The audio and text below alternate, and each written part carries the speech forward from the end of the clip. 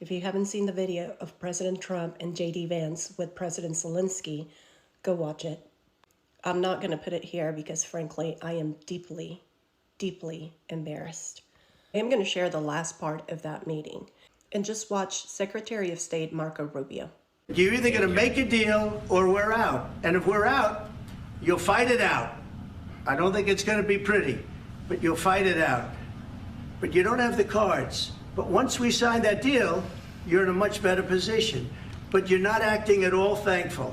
And that's not a nice thing. I'll be honest, that's not a nice thing. All right, I think we've seen enough. What do you think? What's this negotiation? This is going to be great television, I will say that. Guys, come on, let's move, please. He seems defeated and he seems embarrassed, and he should be. We all should be. This is not the way we treat allies. This man sat beside the president of a country that has been invaded by another country and defended the other country. And the other country was Russia. He went off the, did y'all see that? He was off the rails. It was off the rails. He was talking about Hunter Biden and emails and defending Putin. He went through so much. He went through so much. You know, he had to go through all of that and he came out. It's like, what? What? We're doomed. What is going to happen? Zelenskyy was like, have you ever been to Ukraine? Talking to J.D. Vance. J.D. Vance was like, I watch videos. He's like, come over here for one day. I mean, the stuff that went down, it was so much. They were so disrespectful. And Zelenskyy definitely was not disrespectful, but he was definitely... Reporters were disrespectful. Did you see that dude ask him, like, why don't you wear a suit in here? Did he ask that when Elon Musk was in there? Did you ask that while Elon Musk was in there, why he wasn't wearing a suit? Are you crazy? Is this really happening? Oh my gosh, I am so sorry. I just went off the rails a little bit, but good Lord! One of the biggest things that Zelenskyy said in that press conference in the Oval Office with Trump that Trump got so mad about was the fact that you will feel it soon, the influence. And Trump was like, don't tell us what's going to happen. Don't tell us about.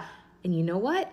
Zelenskyy is right. Zelenskyy has this perspective from the outside that those Trump administrations and even Trump himself can't even see in his little echo chamber. His actions, just like James Carville was predicting 4 to 6 weeks, the elimination of Medicaid, the elimination of SNAP benefits, within those 4 to 6 weeks, just like Zelenskyy was talking about, you will feel it. You will feel it. And Trump was like, don't come into our house and tell us what's going to happen to us. Basically, that's what he was saying. Zelenskyy was right. And that's what pissed him off so bad. He knows it's coming. That's why they're trying to get everything done. And it's about to hit the brakes. It is about to hit the freaking brakes. And Trump knows it. He was just pissed that someone would call it out to his face. Why don't you wear a suit? You're at the highest, why don't you wear a suit? You're at the highest level in this country's office and you refuse to wear a suit. Just want to see if do you own a suit? Yeah, problems. A lot of Americans have problems with you not respecting the dignity of this office. I will wear, of course. And Elon Musk has got a baseball cap on and a trench coat, whatever it is. This has been going on in my mind since I seen the videos last night. That for me was very, very uncalled for. People might just think, oh, Corky, you love Trump, you love... Listen, I think a line was crossed there. Laughing at him as well. I don't agree with any of that. And they weren't just that moment either. There was quite a few bits. That guy, to ask that question and then laugh when what's going on in the world is a fucking disgrace, if I'm being quite clear. I've seen videos of people crying about that, saying they apologise and they don't like America. And they just said it was just an absolute disgrace. Listen, it isn't. That for me, that moment wasn't a good look. It shouldn't really fucking matter what you're wearing in there. If Musk can walk around there in a baseball cap, then I don't think you can be too hypocritical about that. Listen, we all should want the same thing, and that is peace. End it and end it as fucking quickly as possible. Innocent people are losing their lives, and they're asked about wearing suits and stuff. Them questions and that talk time should have been about how do we end this now. But yeah, I did feel for him with that. I really did, but. Listen, people are going to have different opinions and stuff, and everyone just thinks like you're Trump. listen, there's a few bits what you look at and you think, that's not great. I don't know about y'all, but to me, President Zelensky looked like if the Secret Service wasn't here, I'd slap the shit out of you, bitch. Say something else, eyeliner. Like, he looks like he fights. He looks like he's been a part of the war. Like, he looked like when they were talking and eyeliner stepped in, like started, he looked like he really wanted to be like, and who the fuck is talking to you? Why is he talking? Why the fuck he keep talking to me? Like, it's like it took everything in him. Like, he gave YN that's trying to keep his composure. You feel me? He just like he had to keep his arms folded to prevent from swinging. Like, Ukraine might be a smaller nation, but he looked like he's had to get it out the mud. Unlike the people in that room. I hope every American is completely baffled and embarrassed by the behavior of JD Vance and Trump today towards President Zelensky. I thought it was bad listening to Trump have conversations with other world leaders, but JD Vance really took the cake today. He cannot be in conversations with world leaders. He cannot be trusted because everything that he said was extremely inflammatory and it was on purpose. Not only did he show that he doesn't have decorum or respect for a president that is actively fighting for the sovereignty of his nation and his democracy, but he showed that he does not know what's going on. You know, in those group of friends where there's that one leader and then the other one who's just trying to impress that person all the time, making stupid jokes, making fun of people just to get their attention and get a chuckle out of the other one? That's JD Vance, just a loser, trying to do anything just to impress Donald Trump so he can get a pat on his head and say, "Good job, boy, you did a good job today." This is the same administration that is actively taking money out of the American people's pockets by taking away jobs from people that actually voted for him, allowing a billionaire who is not an elected official to be able to have access to some of our most sacred data, all for the name of what? Efficiency? That's not about efficiency. If you guys are not seeing what he's doing, he's trying to save as much money as possible to be able to afford tax breaks for the billionaires, for the 1%. This is not about the American people. This is not about making the government more efficient. If it was about that, they would go through Congress. They would go through the legislature. This is all a sham, and we're actively being scammed every single day. And it's time that we stand up for ourselves. Enough is enough. I've got so much respect for this guy here, Zelenskyy of Ukraine. See, if not for anything, for the fact that he stood up to Donald Trump and the whole people in the Oval Office and said no. I refuse to sign off 50% of my mineral resources to you because you helped me. Although some people are saying eventually he's going to sign it. But then, for the fact that he refused to allow himself to be ambushed into signing it is really wow. It's something that should be studied. First of all, there were so many things going wrong in this meeting.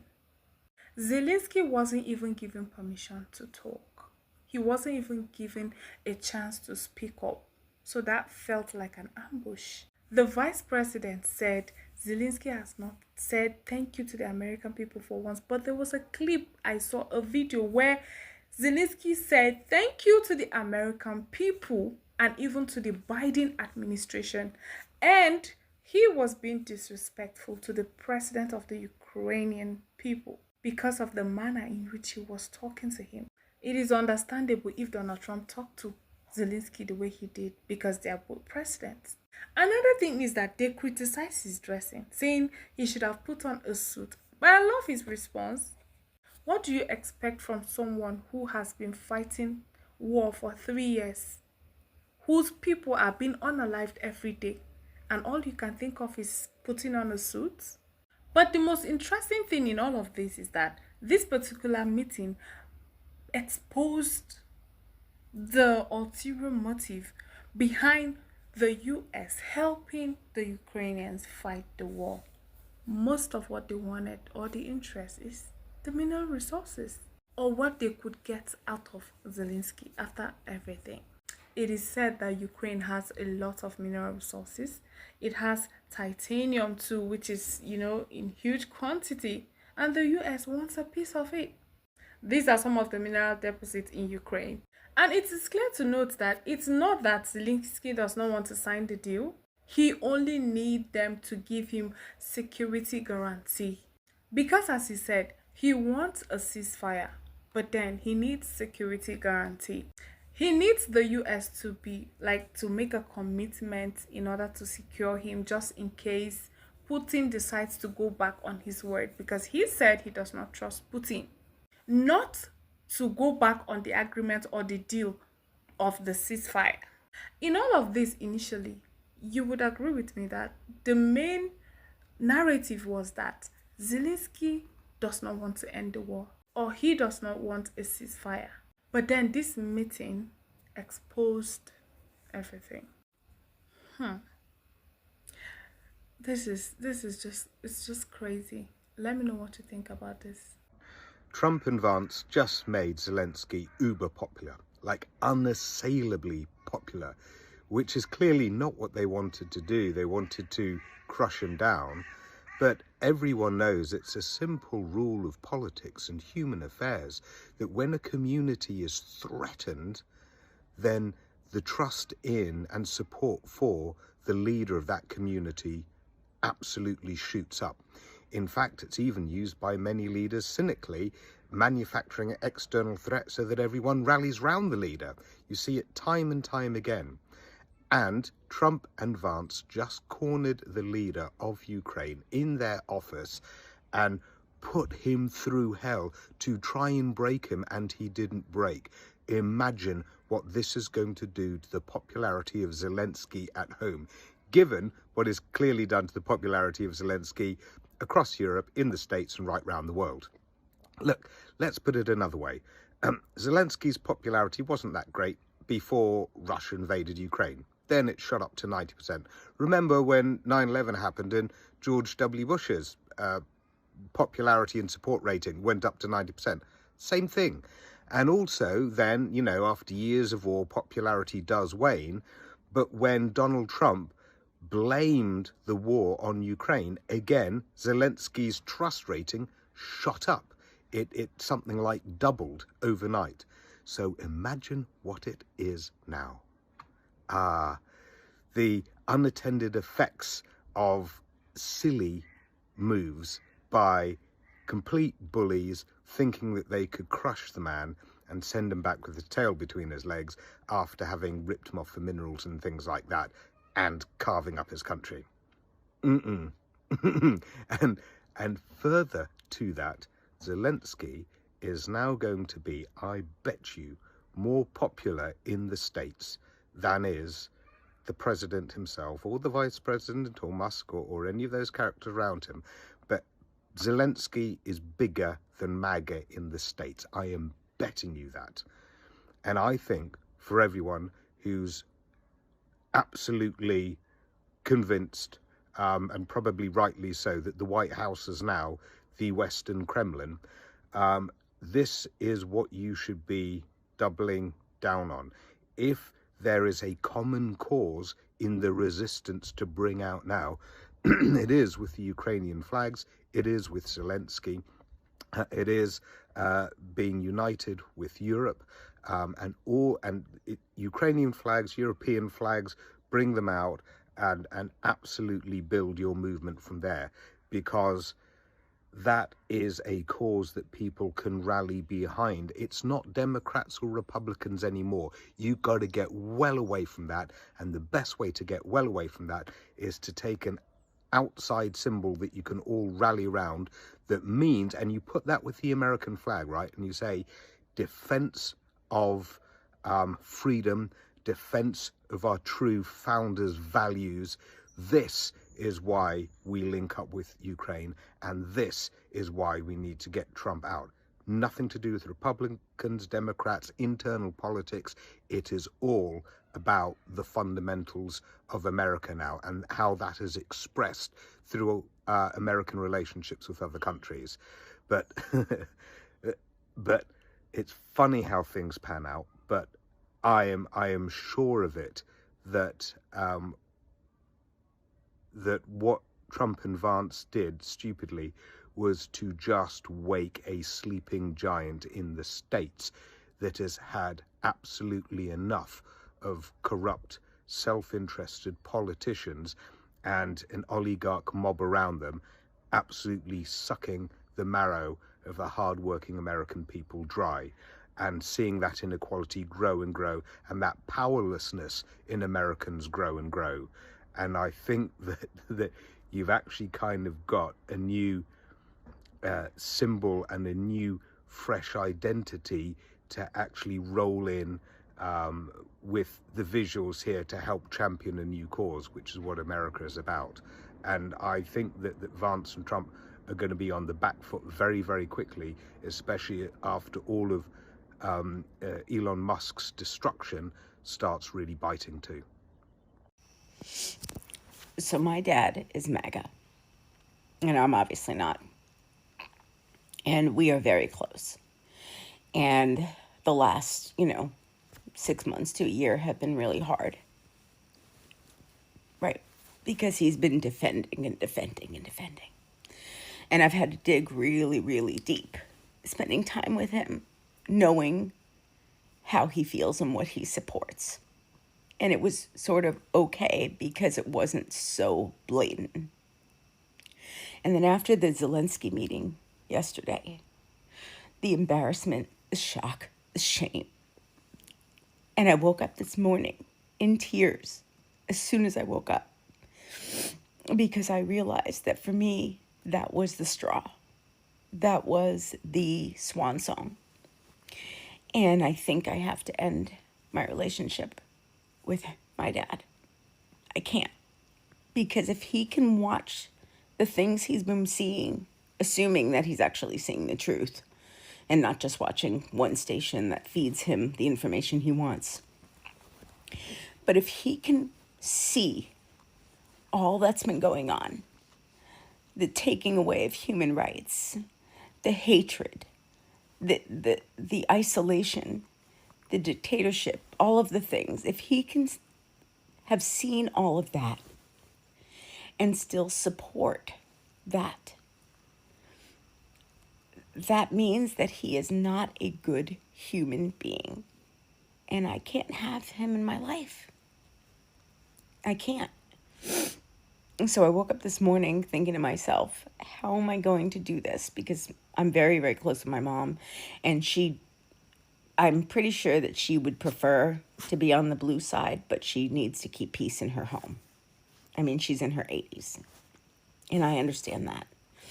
But she will defend him, and she will tell me that if I don't have contact with him, I can't have contact with her.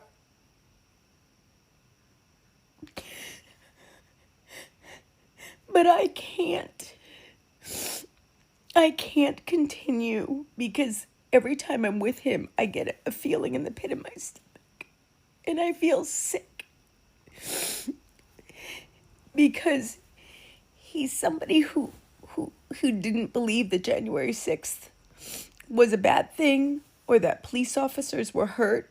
When I asked him about it, I said, you're so pro police officer. I said, 5-6 of them died.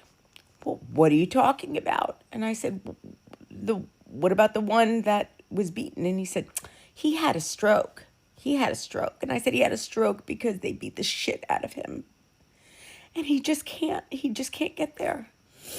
And so I just realized that if he can see all of the things, and if he could look at yesterday and think that is defensible and not think it's disgraceful and disgusting, that can only mean that he's not a good person. And I can't be around him. So I'm just hoping that others who are dealing with this or have dealt with this, I would love some thoughts, some comments, some feedback. If there's a way for me to mentally be okay with this, I mean, I don't see a way. I don't see a path to that. So would love some feedback. Thank you.